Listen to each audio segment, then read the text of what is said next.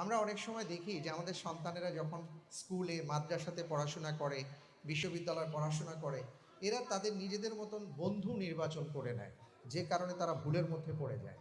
আমরা কেন আমাদের সন্তানদের জন্য আসল বন্ধু হতে পারি না?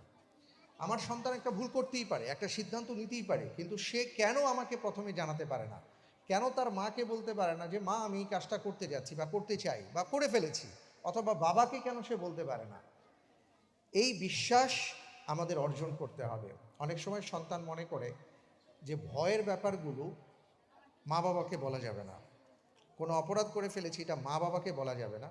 কোনো সিদ্ধান্ত নিতে যাচ্ছি এটা মা বাবাকে বলা যাবে না, এটা বন্ধুদেরকে বলবো।